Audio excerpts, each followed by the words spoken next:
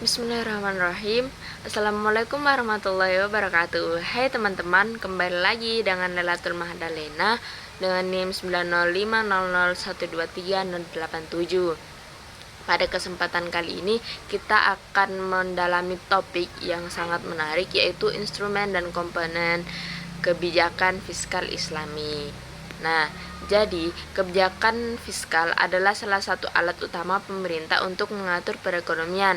Namun dalam Islam, kebijakan ini tidak hanya berorientasi pada aspek ekonomi semata, tetapi juga mengintegrasikan nilai-nilai moral dan etika.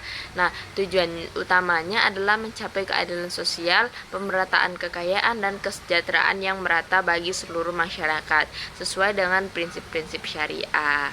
Nah, jadi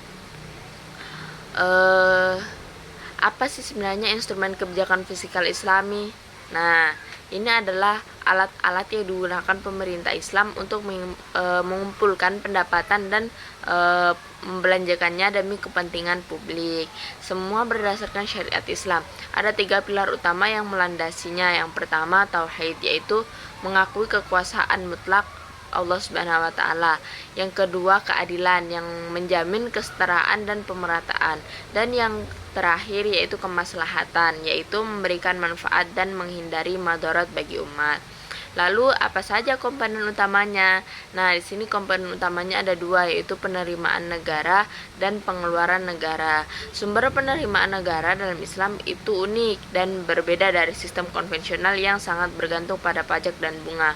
Dalam Islam, sumber penerimaan utama berasal dari zakat, di mana zakat adalah kewajiban ibadah harta yang diambil dari orang kaya dan didistribusikan kepada 8 golongan yang berhak, seperti fakir miskin. Nah, zakat memiliki dampak besar pada redistribusi kekayaan dan pengurangan kemiskinan.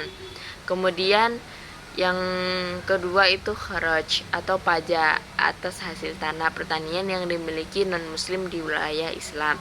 Kemudian jizyah, di mana jizyah ini adalah pajak perlindungan yang dikenakan pada warga non-muslim sebagai imbalan atas keamanan dan kebebasan beragama. Kemudian ghanimah dan fa'i, di mana ghanimah dan fa'i ini ialah harta yang diperoleh dari peperangan atau harta musuh yang ditinggalkan tanpa perlawanan. Kemudian pajak jika diperlukan. Nah, di pemerintah pemerintah Islam ini bisa memungut pajak, namun harus sesuai dengan prinsip syariah dan digunakan untuk kemaslahatan umum. Kemudian infak, sedekah, dan wakaf. Nah, ini adalah sumbangan sukarela yang juga berperan penting dalam pembangunan dan kesejahteraan sosial. Nah, setelah pendapatan terkumpul, bagaimana dengan pengeluaran negara dalam Islam? Nah, ini prioritas utama adalah untuk memenuhi kebutuhan dasar masyarakat seperti pangan, sandang, papan, kemudian pendidikan dan kesehatan.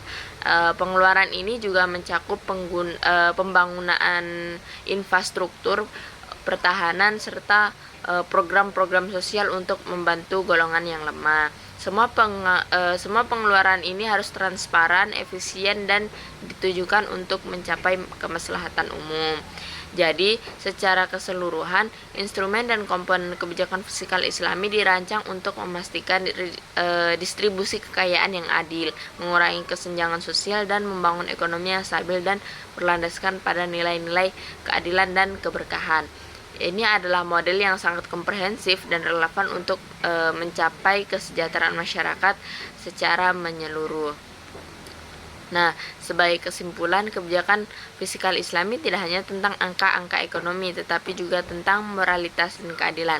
Dengan memanfaatkan instrumen-instrumen syariah seperti zakat, serta mengarahkan pengeluaran pada kemaslahatan umat, sistem ini berupaya menciptakan masyarakat yang lebih imbang dan sejahtera. Ini menunjukkan bahwa ekonomi Islam menawarkan solusi holistik untuk tantangan ekonomi kontemporer. Semoga penjelasan ini memberikan pemahaman yang lebih baik tentang kebijakan fiskal dari perspektif Islami. Saya pamit undur diri, saya ucapkan terima kasih sudah menyimak dan sampai jumpa di kesempatan berikutnya. Wassalamualaikum warahmatullahi wabarakatuh.